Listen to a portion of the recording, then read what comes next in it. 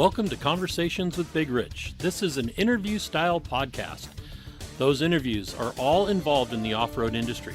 Being involved, like all of my guests are, is a lifestyle, not just a job. I talk to competitive teams, racers, rock crawlers, business owners, employees, media, and private park owners, men and women who have found their way into this exciting and addictive lifestyle. We discuss their personal history, struggles, successes, and reboots. We dive into what drives them to stay active and off-road. We all hope to shed some light on how to find a path into this world we live and love and call off-road.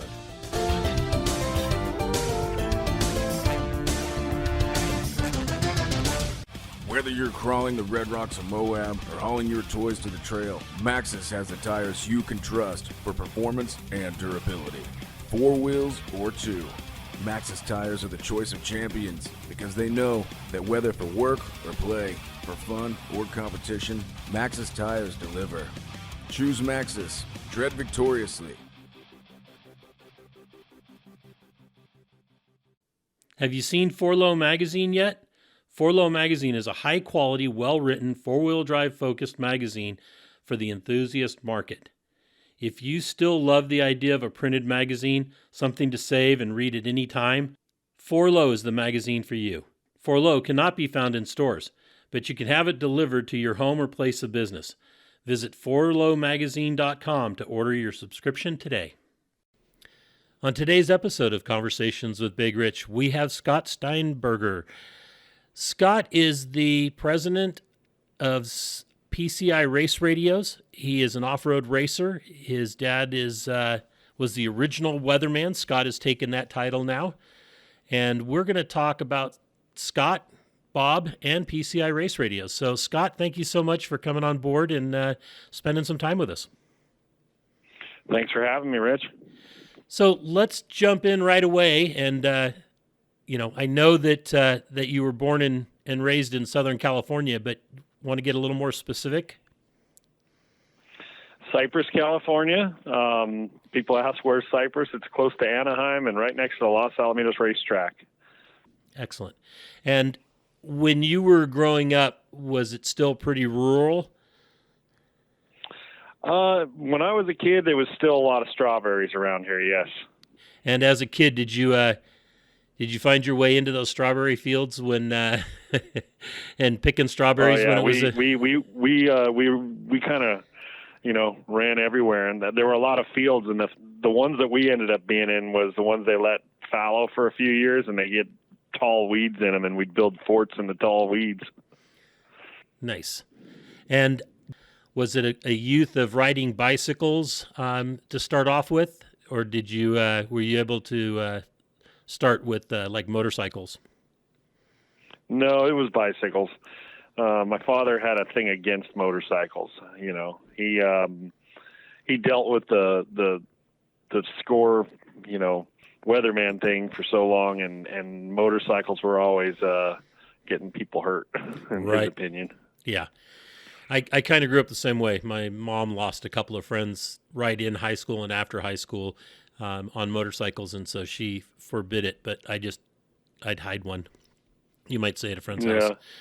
So let's explore those early years a little deeper. The school that you went to, was it nearby? Yeah, I went to Cypress High School. Okay. And my last child is still in it. He's a junior at Cypress High School, just started a few days ago. Wow, a legacy then, huh? The whole family. Yeah. PCI was in Signal Hill from 81 to 2017, and then we moved to Cypress. So I basically have my business in my town. In fact, one of the old strawberry fields we used to play in is where PCI's at. Oh, nice. I knew that you were, I'd been to the Signal Hill. I haven't been over there to the new store yet. Oh, yes, I have. It's the big warehouse. Yeah. Yeah, that's right. Okay. So with going to school there and stuff, how were you as a student? Were you studious? I got by. You got by. That's right. That's the most common answer. Yeah. Do you, like, my grandson is starting 8th grade this next Monday up in Idaho. And, the 5th, 6th, and 7th, he's not been real motivated. And I keep telling him, you got 5 more years. These are the next 5 years are the most important for you to figure out what you want to do and where you want to take it from there. Because he's got all these grand plans of racing and rock crawling and, having this, having that. And I said, if you just screw off, you're not going to get there.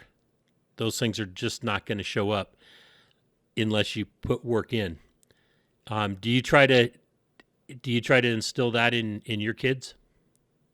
My kids, I have 3 kids now working at PCI, and they're doing really well. I would say my kids were a little spoiled. I was spoiled, and I think my kids were a little spoiled, and I wish I would have probably instilled education as a more a bit larger factor in their lives, and we didn't. They came straight to work like I did. I did the same thing. I came straight to work. And, while I think the networking of college is a neat thing, and I think it helps you in life, there's something to be said about getting to work and learning your business and learning to plug holes and take care of what needs to be taken care of. The nice thing about a family business is I got 3 kids that, I've had employees move on over the years, and, your kids, they might move on, but I feel like I'm investing a smart investment in them. Right, in their future and as they take over the business. No, I agree 100%. Okay. That does make sense for a business, especially like yours, since it is, been such a family business. So I know that and this is probably jumping way ahead, but as far as PCI is concerned, have you been approached by any of the, what do you want to call it, conglomerates, guys that have, there's all these businesses that are becoming conglomerates, family-run businesses being bought up and hedge funds, yeah. Hedge funds. Have you guys been approached that way? I've had a few people talk to me. The legacy part of it, I feel like my dad started this and it gave me a great place in life, and I feel like I need to give that to my kids as well. So excellent. But one thing that happens that's different is that when my dad retired in 2000, we had 5 employees, and it was a much smaller footprint, and now we have 50. And when the economy starts to do funny things, it does make me think more. Right. And I had a little bit of a medical issue earlier in the year, and it made me think about mortality a little more. And the bigger you get, the harder you fall, they say. And so far it's been nothing but up for PCI, and I have a great crew here that does a great job. And we're in a great industry that's growing fast. At first COVID really worried me, but COVID just showed that everybody wanted to be more outdoorsy, and, off-road blew up in COVID, and it's been really, it was a good time for my business, although the uncertainty of COVID has made it challenging, especially with, I think, kids at school, Absolutely. Yes. And the way that the education boards have been running, the mask mandates and everything else like that, and teachers basically not wanting to go back in the classroom to teach. And I get it, kind of, but it's a shame because the kids that tried to graduate over the last, in 2021, really, their remembrance of those last 2 years of high school or the last year of high school is going to be so much different than their peers just a little older or younger than them. Yeah, I think it's atrocious what's happened with COVID. Let's not go there. But, right. The biggest thing that came out of COVID was the excuse of COVID. And I think, using COVID as an excuse all the time is one of the factors that just piss me off about it. I mean, let's just blame it all on COVID. We don't have product because of COVID. We don't have this because of COVID. It's because everybody stopped doing their damn jobs. Right. And, that's one of the things I'm proud of. The PCI has always been able to keep stuff in stock, but it's been a challenge with some of our vendors. And, the world went crazy. I mean, it sure did. It's amazing that in our industry that the companies, off-road did really well in 20 and 21 financially for the most part. I think that, like you said, the supply chain issues, which, getting the parts from vendors and those vendors having the material to make the parts. Some of the people that I've talked to, I've come to the conclusion that we got to a point with our businesses where people could order it and we could turn around and make it right away. So we didn't carry as much stock on the shelves like probably some of your vendors did. And then when COVID got really rolling and all of a sudden companies couldn't produce the products that were needed, those vendors started to suffer because they didn't have stock on hand. They weren't deep on the shelf. Do you think that's going to change people's attitudes now? Is stocking up on materials before they have an issue? Or do you think it's still going to go back to the same way where, we got a week, we can produce it and then send it out? Well, we were blessed. We had the cash on hand to be able to really go deep on product. And at one time, we could get away with carrying 90 days worth of product. That's not how it works anymore. So we've got to carry a year worth of product on hand so that we don't ever run out of anything, because it takes that long to resupply some of it. And, it's just not uncommon for stuff to get pushed back and pushed back and pushed back. And, I went to pick up my wife's car yesterday at a car dealership, and, they only had maybe 8 or 10 cars on the lot to sell. And the amount they wanted over sticker for the cars was unbelievable. And I don't like paying that. Like, nobody likes paying that. But I think that's the car industry's excuse is just, the dealerships are getting away with it. They can't get the cars, so they're having to sell them for more. And I kind of understand the economics of that. But, I can't believe that it all comes down to we can't get a chip. There's got to be more to it. True. Supposedly there's thousands and thousands and thousands of vehicles sitting there complete, except for missing the computer chip needed for the PCM. It's crazy. Yeah. Yeah, it is. It's crazy. And supposedly, how did Lowrance not have GPSs? They're selling GPSs. They got chips in them, and there's chips in all these different things. And it just doesn't make sense to me that, a car doesn't have a chip it needs. Maybe they should invest in infrastructure of chip manufacturing. True. Well, there are some big manufactured chip things going in Arizona, that's for sure. There's a couple of big, huge buildings that got some friends that are, supplying either concrete or working concrete, that kind of thing, on these foundations for these buildings that just cover, it looks like a square mile. So we'll see. Wow. We'll see. Hopefully we can bring all that stuff in country now. So did you have a chance to play sports as a kid? I played soccer for a little bit, and I played sports, but, my dad wasn't around on the weekends to go to sports because he was off at races. And when I was 12, I started going with him. And, I'd go out to the races and do contingency and meet the racers. And then we'd go up on a mountain on race day and we'd do communications. So let's talk about some of that, those early days of being at the races and stuff. What was the biggest draw for you besides being able to spend time with your dad? What did you look forward to on those race days?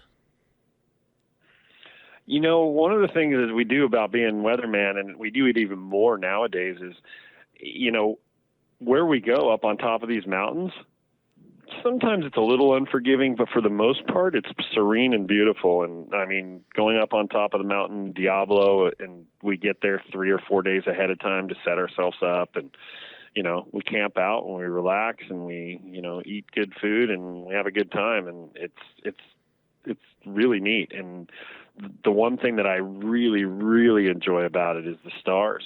The stars on top of Diablo are incredible. And I mean, it's like a light show every night. Yeah, I guess there's not a lot of pollution in the sky at that point, so it's nice and clear. Yeah, very, very small glow from San Felipe area, but yes, it's a very dark place. That's why they say the observatory does so well there. Excellent.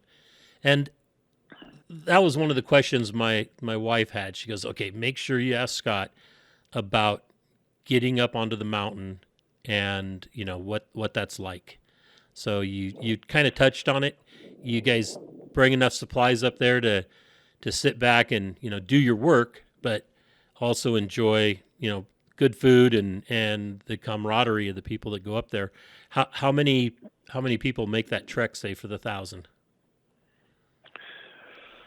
Once in a while, we'll take someone extra with us, like social media or something, but generally it's just Weathermex, Ralph Barrera, and myself. And it gets a little tight in the motorhome with 3 people.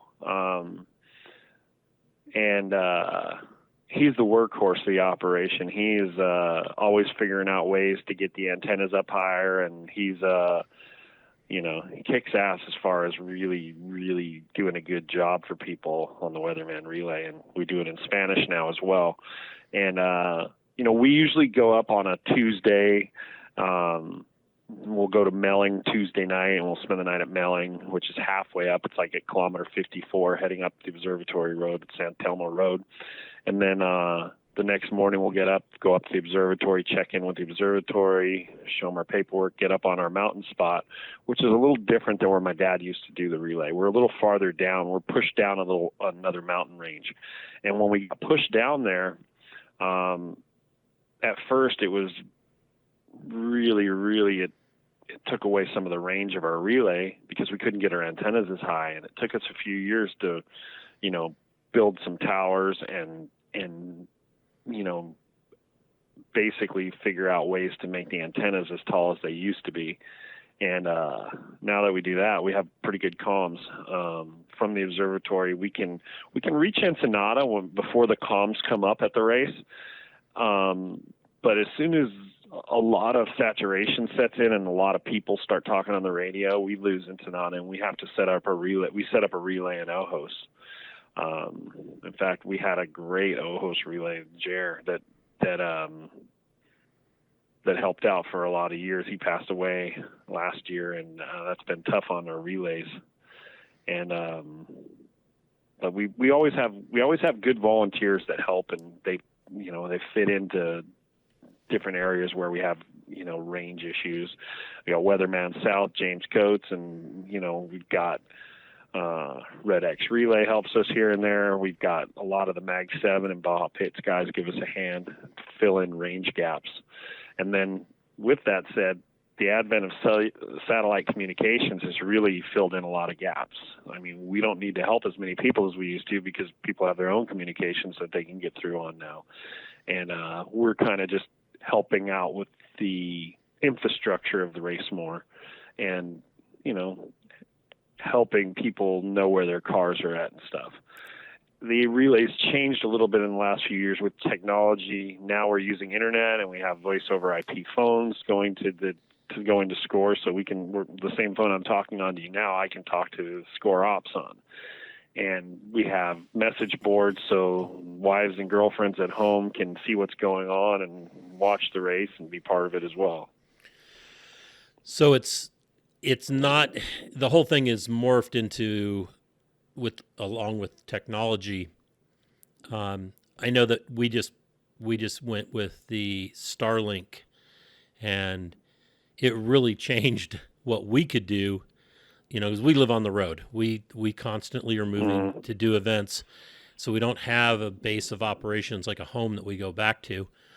So it's always been a challenge whether or not we could communicate with the outside for events, and that's really changed. And are you guys? So that's helping you guys as well? So we have a Starlink, and we haven't used it at a race yet. We did some testing with it, and we will have it at the 400 in a few weeks. We had satellite internet dishes that were very limited and very slow. They basically had 15 to 20 down and 1 to 3 up. And those dishes allowed us to stream the live stream, but very, very weak. And for about the last 5 years, Rodriguez Communications out of San Quintin, we hired them to beam internet up to us via microwave. And so we've had pretty strong internet on the observatory. The Starlink, this will be our first time using Starlink along with Rodriguez Communications just to see how it works. And I'm looking forward to it because from my testing, it's way better than what we've had in the past with satellites.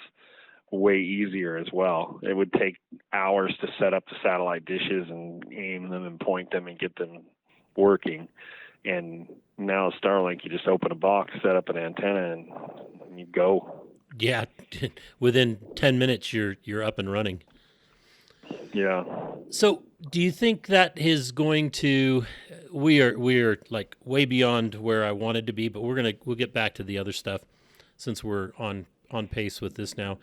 Do you think that the better communication, being able to live stream from various places on the racetrack, and all that is going to make off-road racing, especially SCORE, Mexico, but even here in the States, going to make it more popular with maybe the mainstream?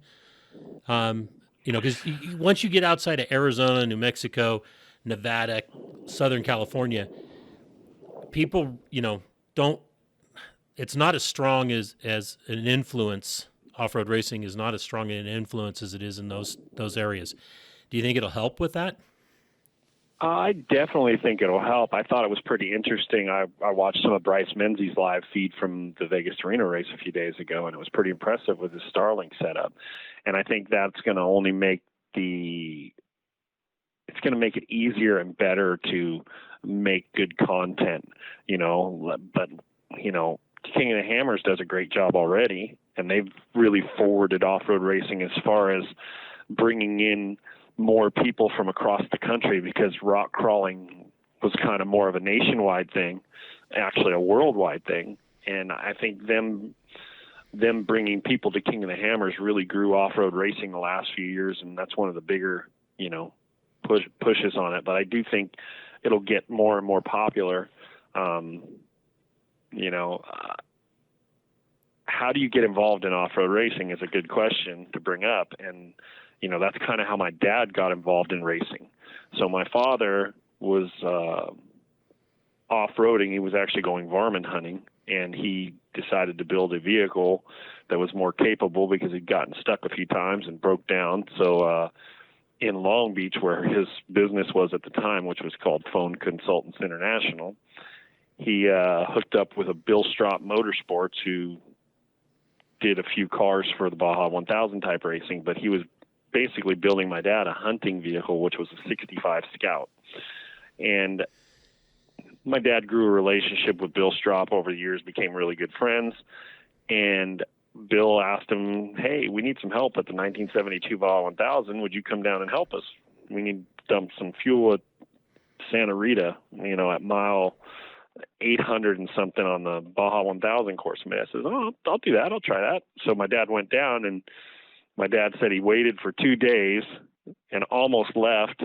Car came in, was in his pit for less than a minute, took 2 dump cans of gas, wiped off the windshield, and they were like, it was the most boring thing I ever did, Scott. I was just like, we were ready to leave. We didn't know what was going on. And when he got back, he was telling Strop how bad it was, and he says, you guys need communications. We need to know what's going on. So Bill's like, you think you could put radios in the cars? And back in the 70s, we're talking tubes in the radios, the glass tubes and stuff. Right. So it was pretty old school. And my dad says, yeah, I think I can make it work. So my dad, over the next few years, started figuring out how to hold the tubes in so they wouldn't bounce out when you were off-roading. And he got a few cars up and running with communications, and it started to grow. And, more and more people started using his communications. And in 1974, at the Mint 400, he decided to put up a radio relay. And at the time, he hadn't done any relays, so he didn't know what he was doing. And it was his first attempt, and he ended up getting 3 weather balloons, tying the antenna to the weather balloons, and putting the antenna up with helium over the main pit area. And he had a 500-foot spool of coax, and he put his antenna up, and someone couldn't remember his name and needed some radio help, and we hear it was Joe McPherson. That's, who knows? But Joe McPherson couldn't think of my dad's name and called him the Weatherman, and that kind of name stuck, and my dad continued to use that moniker, his whole life. Right. It's an icon, absolutely an iconic title in off-road racing. That's for sure. Yeah, I got to say that's one of my proud son thing. I got a picture of my father in my office, and he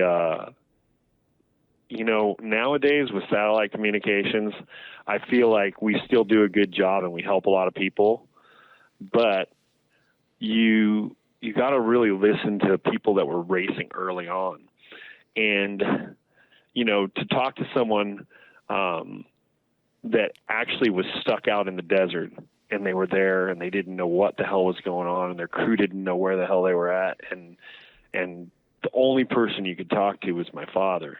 And I have multiple friends that said, hey man, I was a scared kid. I was at my first race. I was stuck out in the middle of nowhere, and your dad saved my life. And just because I can remember one of my first races in Mexico, and I was stuck out in the desert, and having someone to talk to is a big deal when you start hearing noises. Yes. True enough. Look, yeah, I when I first started going down to Baja for the 1,000 was in 2003, and went down with BFG Pits, and we all had radios in our vehicles, and as we're caravanning down and peeling off teams peeling off the pit teams at their specific sites, Frank D'Angelo is talking to everybody. He kind of ran the show. He was the general, and it was comforting when you're in a big group like that going down for the very first time. I had never been down to Mexico before, never into Baja, and it was quite an experience. But the communications for dealing with that for BFG Pits is incredible. Each one of those pit locations has a radio guy, somebody that's a pit captain, somebody that's running a fuel board, that's keeping track of where the team's left, who the teams, and with the communications guy, so we know who the next vehicle to come in is supposed to be.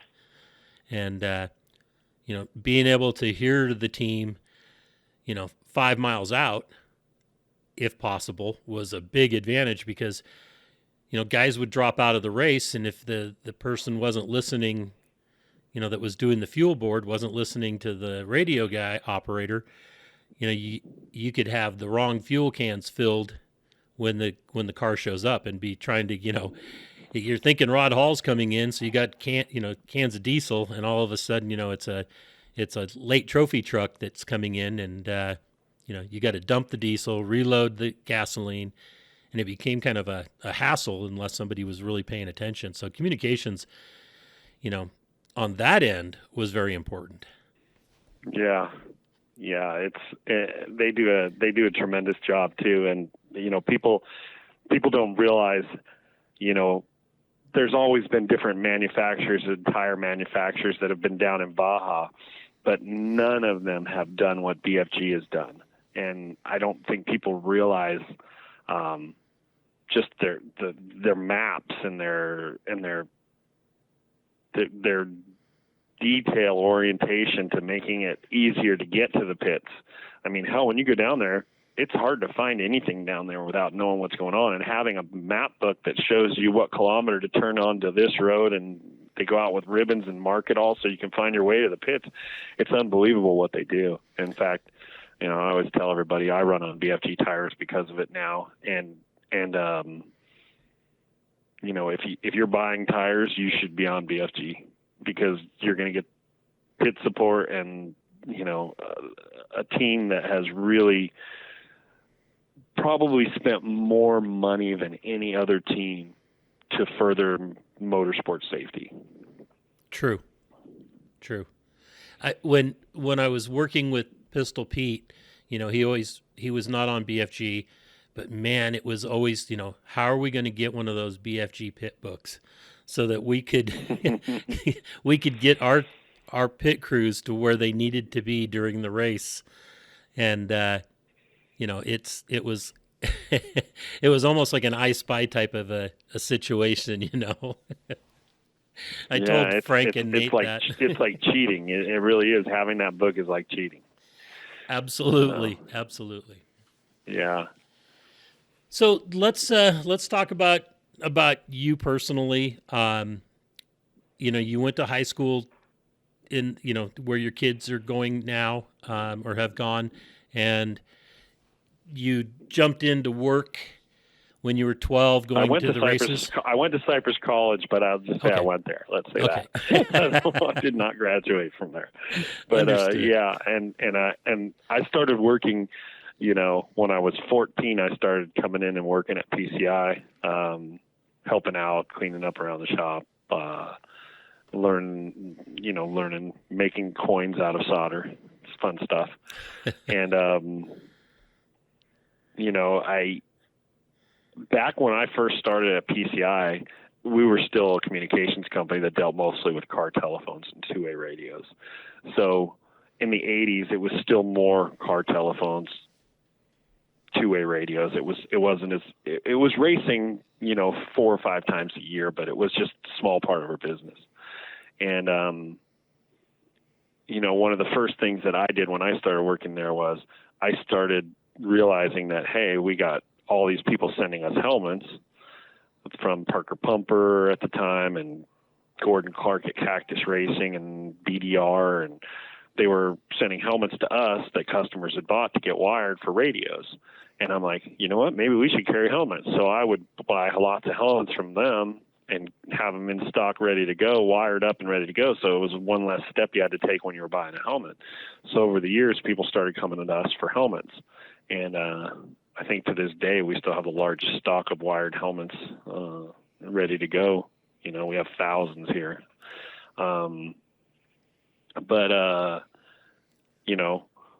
Back in the small business days, I tell this to my kids because my kids are pretty spoiled. I'm like, do you understand that I had to work, from 8:30 to 5:30 at the shop, and then at 5:30, when everybody went home, the employees went home, I would stay at work and wire up extra helmets and take care of things so we'd be ready for the next day. And I always remember how racers are last minute, and we would always sell a lot of helmets at the last minute. And I'd be, the week before the race, I'd be up half the night, wiring helmets for people because we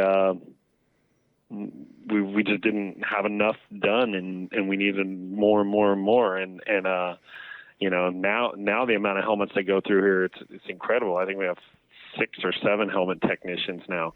And my son races in the department. He's doing a great job wiring up helmets. But I used to have to do every one that came through here, and it was a job. So your kids' names, you have, your oldest is Ryder? No, my oldest is Sierra. Oh, Sierra. So I have Sierra, and then Ryder is in sales and marketing here. Okay. And then Race is in tech department. He's doing helmets and working on radios. And then my youngest, Ranger's in high school. He's worked here part-time a little bit, but he's still on the spoiled side. So no Bobs, Scotts, Bills, Brians. I love the names. That's awesome. Yeah, my wife calls them R1, R2, and R3. So that's great. So when you were working there, first working at 14, wiring up helmets and stuff, when race day would come around, or those 5 times a year, like you said, what was the process of getting ready for that race and contingency like?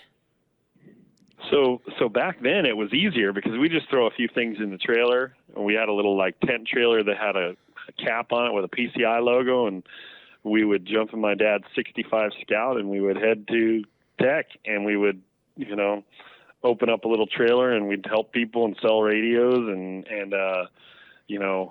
then after Tech was over, we'd just drive straight up to the top of the mountain, and we'd set up our radios, and we'd be doing late night radio tests, and we'd be up the next morning whenever the race started to get going.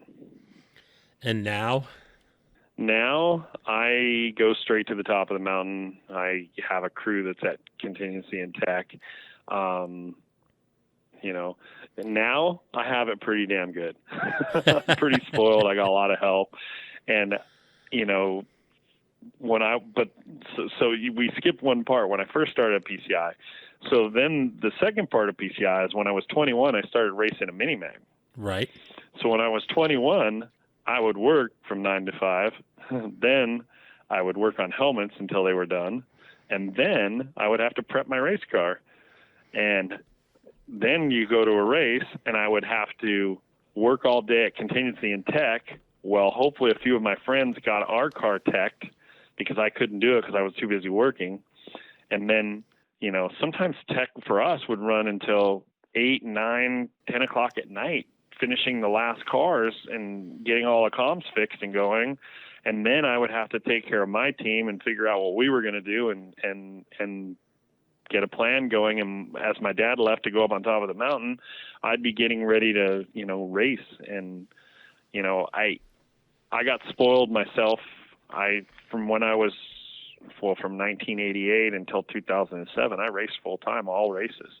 And, I raced all the score races, and I raced some of the best in the desert races. In fact, from 96 until I think 2005, I raced all the best in the desert races. Wow. I was at Casey's first Vegas Arena race.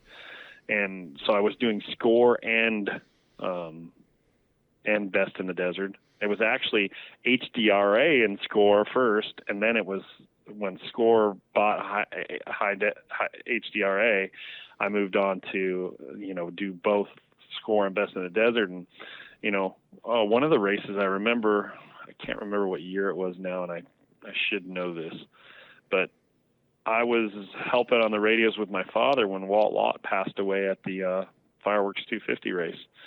And back when it was still HDRA was putting on the stateside races. Right. I got to play Weatherman, you might say, with Bill Black during the Roger Norman's first HDRA race in Nevada. And I went down, my wife and I and the kid that worked for me, Josh England, went and showed up there to help Roger with whatever he needed. And, he was like, oh, no, just enjoy the race. So we grabbed trash bags and we were picking up stuff. And he's like, oh, I got guys to do that. And I'm like, well, we have nothing else to do. And your guys are busy putting, all the infrastructure in for the race, picking up the trash out here behind the casino. That's a no-brainer. We can do that, without being told how to do it. So we did that, and then he approached me and said, hey, you want to be on the radio and help with communications? And I was like, yeah. So we got up into one of the penthouse rooms up there and overlooked the race course as much as you can there.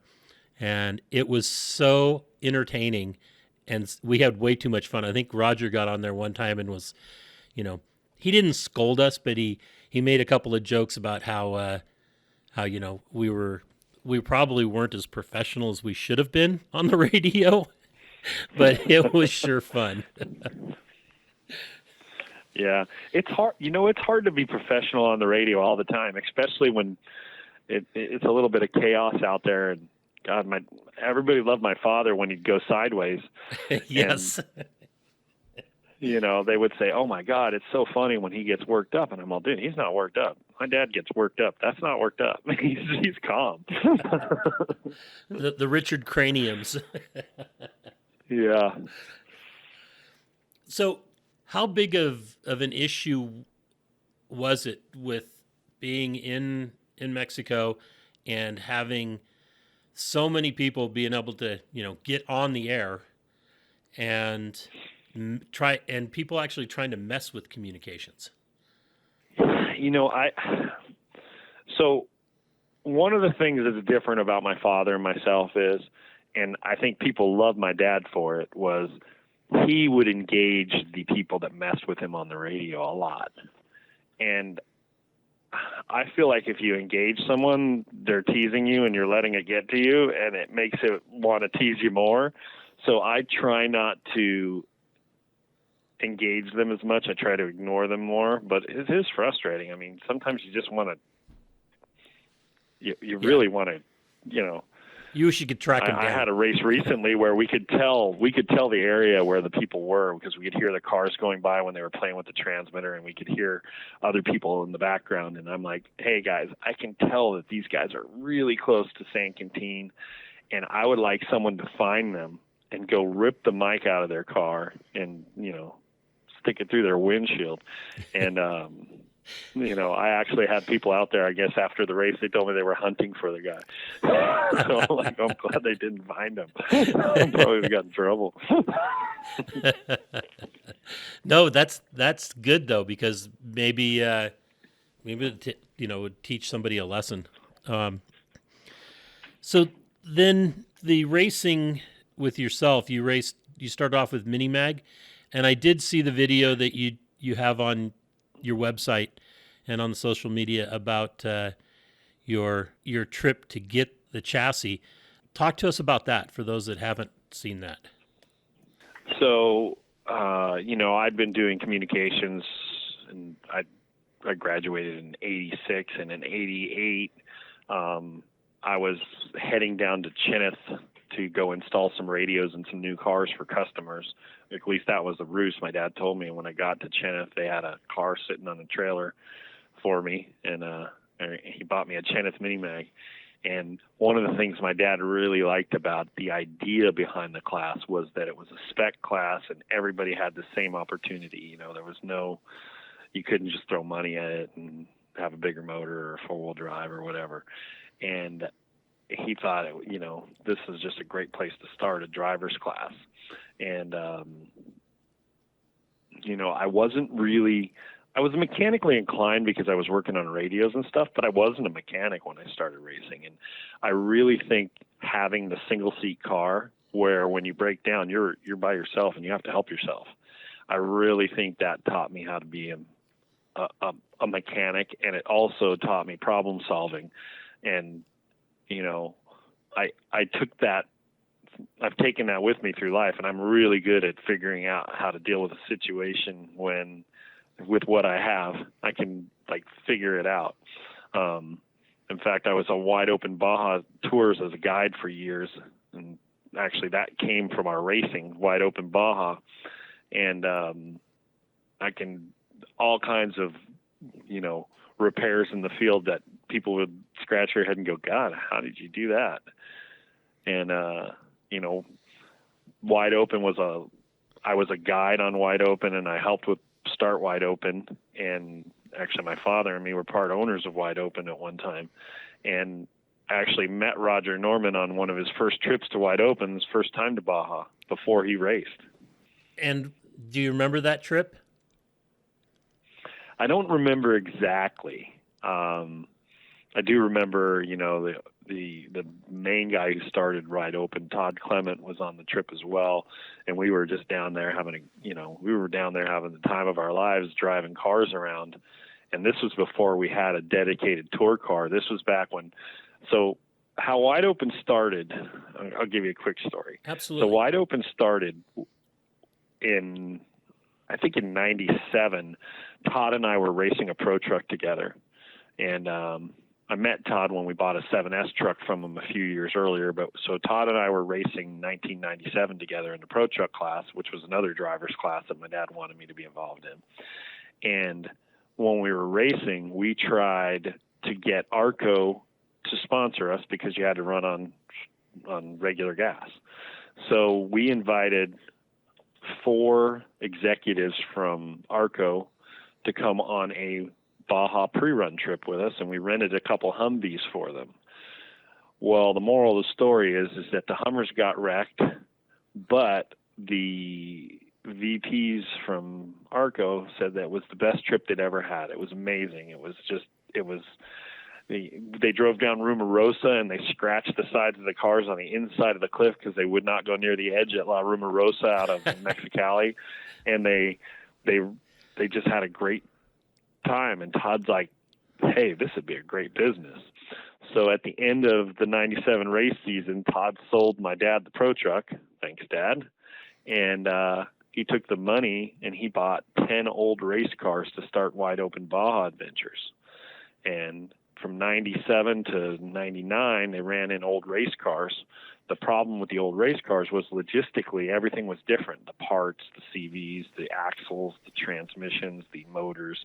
And when you had problems, you just ended up carrying more and more weight to try to address the problems in the field. Right. So they decided in, 2000-ish that they had to have a purpose-built tour car that were all the same. And that's when investors came in, and I think myself, my dad, Mark Cummings, Rodrigo Ampudia, actually Bill Savage, that was a score tech director at the time, right, and a couple members of Todd's family all went in together and put up startup money to build the cars. Excellent. Yeah, I always thought that was a good program. Just I see him out there pre-running, and then of course, the different businesses that would jump in and race the BC class. So. Yeah, for a lot of years, that brought a lot of people into the sport. I mean, Roger Norman came in, who now, it's funny, he owns Score and he owns Wide Open. But and a lot of other things. As a guy on a tour. Yeah, he came in as a guy on the tour, and now he's living the life for sure. He went off-road extreme. Yes, he did. He's one that I hope to get on here pretty soon. He's a busy guy, so it's hard to nail him down. Let's talk about the early days with your dad and say Strope, and then into Best in the Desert, the Score and Best in the Desert. What he's running the personal communications with car radios and phones and that kind of stuff, and then jumps into the off-road racing. How much time did it take him to I can't imagine having to develop and get ready for races like that back then when he's the one that did developing all the technology. Well, as far as developing technology, I wouldn't say he was developing technology. I would say he was sharing it, but we brought radios into racing. Main thing we've been really good at is we build intercom systems, and we still do to this day. Honestly, for years it was seat of the pants. It just, people, why do you do it? I don't know. I just do it every race. And we'd go to tech, we'd work at tech, we'd go up on the mountain to help our customers, and it went from helping our customers to just helping everyone. And you just do something so long, and it's just a habit. Right. You can't get away from it. People say to me now, everybody asks me, hey, when are you going to go back to racing? I'm like, how the hell can I go back to racing? I'm the weatherman now, and everybody expects me to be up there. And, I do feel, I feel good about helping people. I've been involved in a lot of, a lot of incidents where people were helped, and I've been in some that were tragic as well. And it brings you together. It makes you feel like part of the team. I mean, whole group of volunteers that help out with score and that I'm personal friends with, that I've been talking all through the night on the radio with when the shit's hitting the fan. Right. I want to ask the question, what's the craziest thing that you've had to personally deal with while on the mountain, without getting into, say, a real tragedy? Because I know those can be, almost life-changing for those around the tragedy, of course. But what are some of the crazy things that have happened without it being tragic? One of the things that I wasn't personally involved with, but a story my father was involved with was, I'd call it advocating. So sometimes, the promoter doesn't want to advocate resources to something that's not race related. And, what we consider race related is if a race car gets in an accident, SCORE's there to land a helicopter and help them. But when it happens to a spectator, it's not their number one concern. They have other things going on. And my father was involved with an accident at the Baja 500, and one of my friends, Rick Johnson, and his wife were in a head-on collision on the highway, and she was ejected from the car, and it was really bad. And my father, pushed the resources towards them and got him help, and it all worked out. But I would say that I was one of my proud moments where I know for a fact my dad saved her life. Right.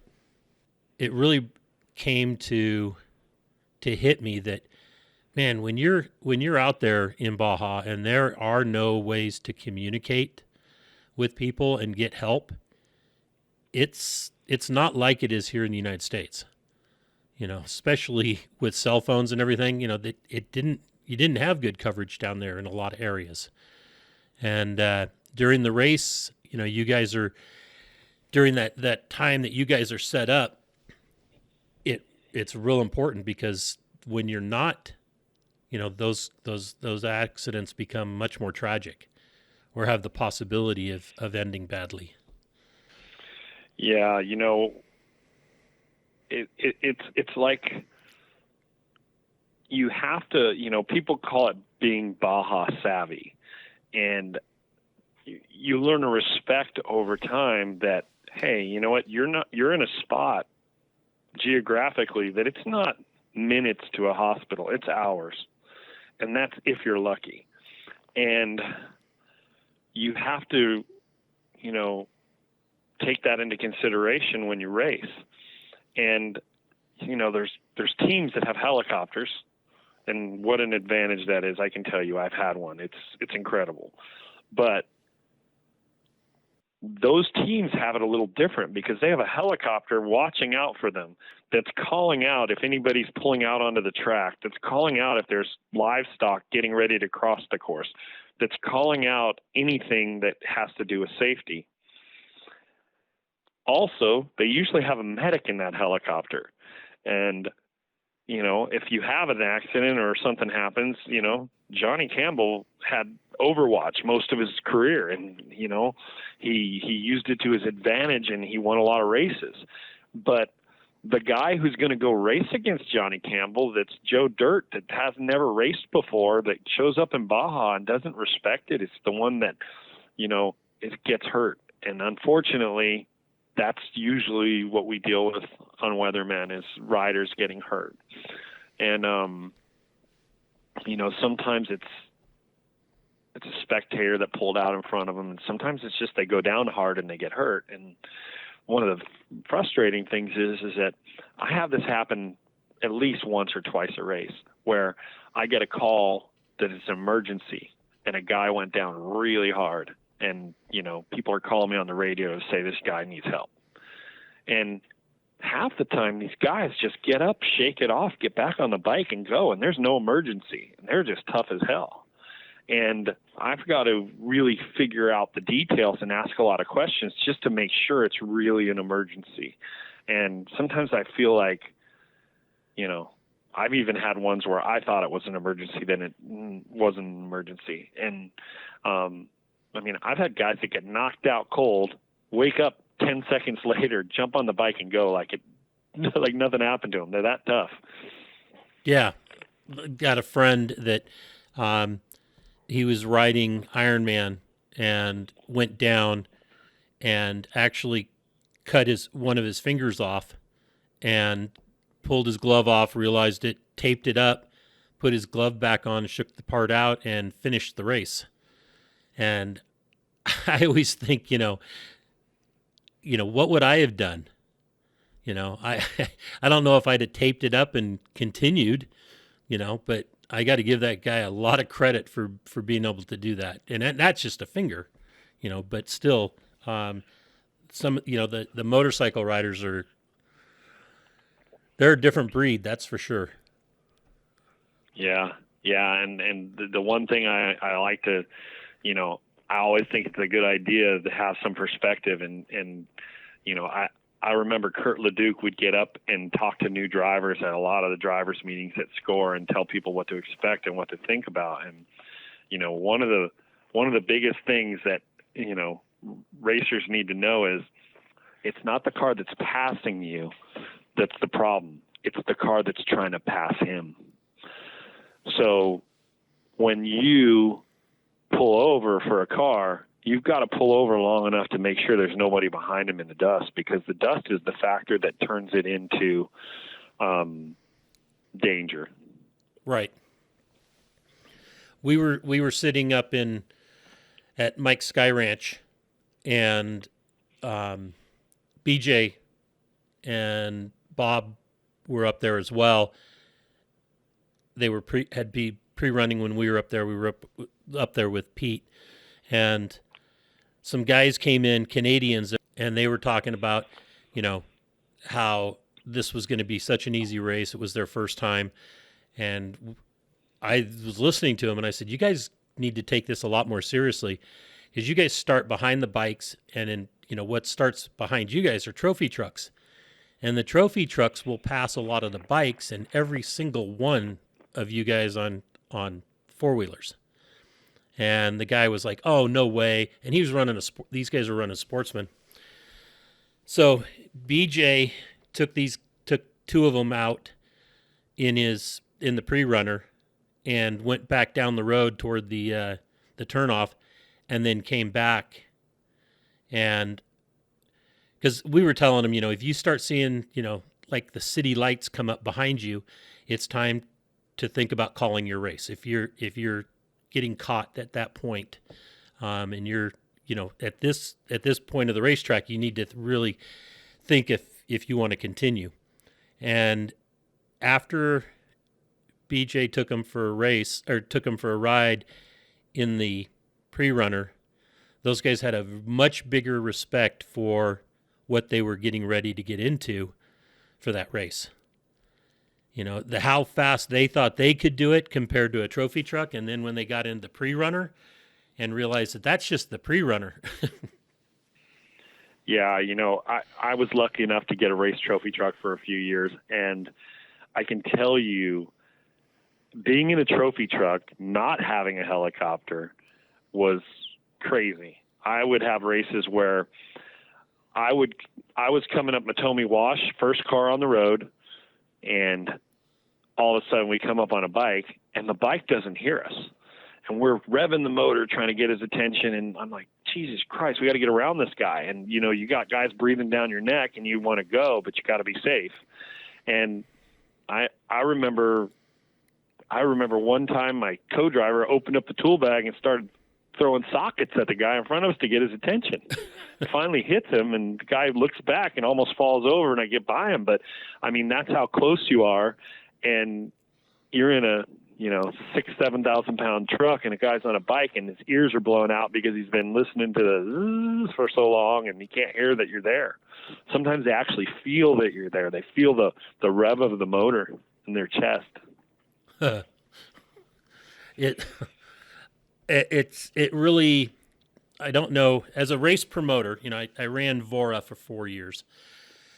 We didn't have to deal with motorcycles, but we dealt with lap races and slower vehicles out there with, and we didn't have any trophy trucks. We had some 8s and some class 1s and 10s, guys that were pretty damn fast. I can't imagine what it would be like to mix motorcycles and trophy trucks on the same race course during the same race. It's just, it baffles me that it continues. And not anything against the promoters that are out there doing it. It's just, it's the only way to do it, but it is crazy, the differences. You couldn't do it in a lapped race, but nowadays we're getting up at 4 or 5 in the morning to start the race for the bikes, and the cars aren't starting till 10. So there's a big gap between, but the trophy trucks have gotten so fast, and there are a lot of Ironmen and sportsman bikes that they just get caught. Right. And a lot of them, when they get caught, they pull off and take a nap because they just wait for the fast guys to get by them, and then they take their time. And one of the things that really makes it safer is nighttime. So at nighttime you can see the lights. The daytime, though, when you're getting passed in the daytime by a trophy truck, it's nothing but danger. Right. And I guess now they have the warning systems, but I don't know how that works. Yeah, I don't know how that works, how well that works with the motorcycles. But I think it works. It works. Again, it's the motorcycle guy just needs to be savvy enough to realize that it's not the guy that's passing him that can see him that's the danger. It's the guy that's trying to pass him. Yeah. So that's where, unfortunately, off-road racing is about taking risks. And to pass someone in the dust, you have to really take a lot of risks. When you're taking those risks, it's not a good idea to be a bike getting passed. True. So let's explore your dad's early days. We know that in 72 with the Strope team, but what about prior to that? Where did he grow up at? Did he grow up Southern California as well? In the Valley. In the Valley, okay. Yeah. He actually he grew up in the Valley, and he went to USC. He was a Kappa Sigma at USC. He got out of college and immediately started a car telephone two-way radio business into the movie industry that was called Phone Consultants International. A lot of people ask me where the PCI came from. It came from Phone Consultants International. Okay. It's just the initials. But he dealt with a lot of people, in the movie industry that needed communications when they were really expensive and tough. Like the average briefcase car telephone in the 70s cost $3,500. So it was a very affluent group of people that he was dealing with. And he did car telephones and two-way radios all the way through cellular.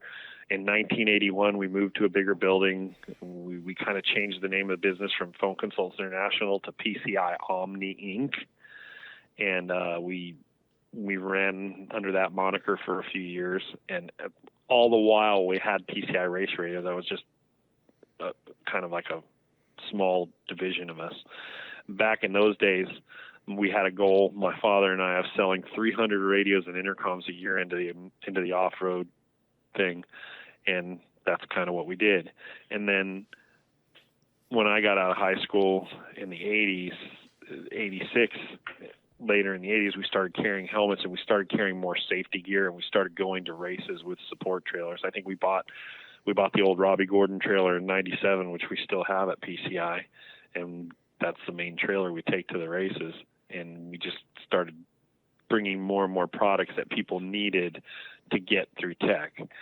So in 1996, we actually split off from the cellular phone side. My uncle Bobby, he ended up taking the cellular phone side, and my dad and myself became PCI Race Radios, just PCI Race Radios. We changed the business name to PCI Race Radios, and that's kind of when we just went into off-road racing only. And then my father retired in 2000, and I've been running the place ever since. Excellent. When do you see how many more years until you want to step aside? Do you have a range yet? I had what am I? I'm 54 years old, and I'm really not ready to retire. But I had a medical issue earlier this year, right after King of the Hammer, in fact, and I actually had an aortic tear, and I'm blessed to be here amongst the living still, and it's kind of changed my attitude towards a lot of things. And one of the things that you don't realize it, and you don't, but when you sit on your ass and you work behind a desk all day and you don't exercise enough and you don't eat right, you get fat. And, this is to all my plus size friends that I love. Start thinking about taking care of yourself, because I didn't, and it almost cost me. And, I've since February, since the deal, I've lost 80 pounds so far. Wow. I've got another 30 or 40 to go, and I'm hoping to be amongst the living for a long time. But it has changed my focus more to my health. And luckily, I have a great team here at PCI that runs this place. Jimmy and Rhiannon and all my managers, Brian, Lisa, all the great employees here that are in sales and stuff. They really kicked ass and allowed me to take the last 6 months off to take care of myself. And I'm actually just kind of back. I'm kind of back for the anniversary party this Friday, but I'm enjoying being back a little bit. So we'll see what it brings. I don't think my kids are ready to take over yet, but they're definitely being groomed to someday. Excellent. And they'll have, Jimmy, I think, has just always been such a pleasure to call and work with. I know he's kind of high up there on the food chain now. So he always, whenever I do call him, he goes, okay, here, let me send you over to this person. But it was always nice to talk to Jimmy. So one of the things I do like to, I like to bring up is loyalty and working hard. Jimmy started as a shop hand in the service shop at PCI a long time ago. He's been with me, I don't know, 15, 16, I don't even know. I probably got that one messed up, but he's been here a long time.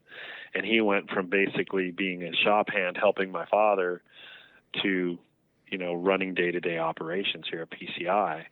And, he learned it, and he's doing it now. And same thing with Rhiannon. Rhiannon basically figures out a problem and figures out how to solve it. And she's very good at what she does, and she's part of the backbone here at PCI. And those two, along with a few others, have really helped me be able to focus on my health and focus on getting better. And I really appreciate them for that. That's awesome. You do have a great staff down there, that's for sure. So you're down 80 pounds. Was it a change of diet and a workout regimen, or what have you done to do that?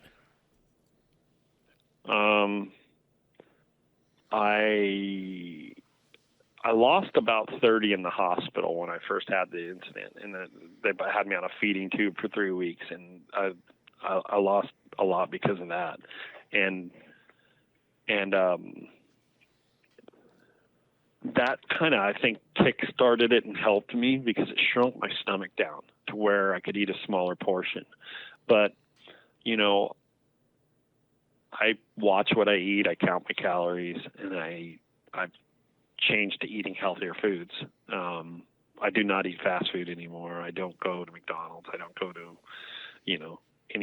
any fast food, none. I don't eat any processed foods. I eat healthy foods, and I eat 2 or 3 times a day, and I just watch the calories. And normal dinner for me now is 6 ounces of chicken or fish and 10 ounces of broccoli. Nice. Sounds boring, but it's worked for me. Yeah, I mean, when you have that wake up call, as you did, the aortic tear, I can't even imagine. That's crazy. That it is life changing and makes you reevaluate, and it's probably something I should be thinking about, because for a long time now, over half my life, I've been overweight. Luckily, I was in really good shape before then. Yeah. So what you got to think about when you're overweight is a couple things, and that is your blood pressure. And number one is your blood pressure. So, if you're overweight, you should have your blood pressure checked at least twice a year. Go to your physicals and get your blood pressure checked. And if it's high, do something about it. Right. And, you start thinking about it. It's physics. It's like if your heart has to pump blood through twice as much mass, it has to work harder, and it's only got a certain service life. So if you're taxing your heart all the time when you're when you're younger, it doesn't last as long. And that's basically, I didn't have a heart attack. I had an aortic tear, which basically was a plumbing problem.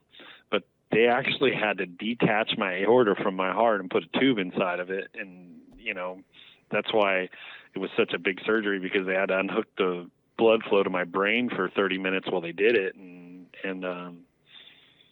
it's, like I said, lucky guy. I'm lucky to be here. Absolutely. Absolutely.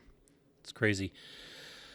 Anything new on the horizons, or do you have, you guys are just, business as usual at PCI? Is there anything special that you're, besides the 50th, that you're working on? We're working on some different upgrades to our products right now, and we should have something soon that it's one thing I don't really want to talk about yet, but we're always developing and working. In fact, we've just in the last few years started a new position where we have a guy that all he does is work on new products.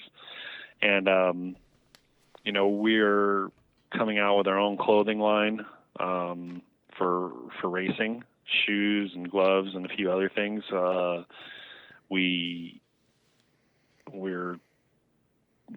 trying to modify our vendors to where we have vendors that get us stuff, and we're trying to always have a very big stock. That's one of the things during COVID. I always think of it this way: people are impatient nowadays. So if they call you up and want something and you don't have it, you might get lucky and get a call a second time. You will never get a call a third time. True. So you got to actually have it in stock, ready to go when they need it, and that's been the success of PCI. We carry more inventory than anybody else. In fact, I think we carry like $6.5 million worth of inventory at this time. Wow. And is it helmets that you think is the number one? What's your number one SKU? The number one SKU for us is our communication kit. So, we probably sell 300 to 500 systems a year, just like we used to, into the off-road motorsports industry of people building new race cars. But this side-by-side phenomenon where people are going to the desert in side-by-sides and Polarises and Can-Ams and all the other models, that has really grown our business. I think we have like 700 power sports dealers now that, put communications in UTVs. And where we were predominantly on the West Coast, and we still are stronger on the West Coast to the day, we're growing nationwide as far as the, side-by-side industry. It makes total sense. Absolutely. Yeah, in fact, I would say 80% of our business nowadays is the side-by-side enthusiast over out racing. Wow. 80%, huh? Yeah, and, that one of the things that PCI I'm proud of too is that we've always gone and supported people at the races, And that has been a question mark for the last few years. Like, should we continue doing that? Because most of our business is not in the racing industry. Do we continue going to more races and snower races and all these smaller events? And I've kind of put my foot down and said, yeah, guys, we got to keep doing it because that's where we came from. So, we appreciate all the customers that support us, and we hope that they appreciate the fact that we still go to a lot of races where, people are like, oh man, you make so much money at the races. I don't make money at more races than I make money at. So more than half the events PCI goes to are losing situations, but we still do it because we appreciate our heritage and helping racers at the races. Excellent. And I can totally understand that. Well, if there's ever anything that we can do with For Low or our events or anything like that to help, let me know. That's one of the things I love about our industry is, most everybody wants to see each other succeed, even if you're competitive with them. Competition breeds excellence is what I like to say. The cream of the crop always right. It always, the best companies and the best people rise under competitive situations. Yeah. And I've known you a long time, Rich, and I know We Rock and all the different places you've been, and you're always in the thick of things. And I always admired that, even though you were a businessman and running events, that I'd always see you at bigger events like King of the Hammers and such too. So, you're definitely part of the culture. Well, thank you. Yeah, we try to be. Here shortly, we've taken on a partner with We Rock, who will be carrying the torch for us, and keeping the sport of rock crawling alive. And one of the things that I needed to do was to get away from the amount of, my body just wasn't allowing me to do the physical work at 64 that I did at 44 and or even at 54. So I want to calm that part of it down. The guy that's taken over, Jake Good, is in his 40s, and same age I was when I started Cal Rocks, and he's gung ho, and he's all about the physical part of it and stuff, which is phenomenal. But I want to start doing more social stuff, and taking people to places that they want to go, that they don't know even about yet, but we're going to open it up to tours, that kind of thing. And it's just the reason is I don't want to leave the industry, but I need to find something that's a little less physical, and because it's just getting, what used to take me 2 days to put together an event on the event site, it was taking me 4 and 5, and so it was time to change directions for me. But I never want to leave the off-road industry. So then, excellent. Anything else that you want to talk about that we haven't hit on? No, I think we hit on most everything. My dad was inducted into the Off-Road Hall of Fame in 2013. Yes. Proud son moment there. And I really, people say, hey, they appreciate me being the weatherman, but I mean, hell, he did it for 30 plus years. And I've only been doing it for a few in comparison. And, I would still rather be pushing that right pedal, but I do find kind of a calling in the family thing as far as being the weatherman. It is, and my partner Weathermex, Ralph Barrera, he makes it a lot easier. He does a lot of the heavy lifting and allows us to do a really good job to help people. And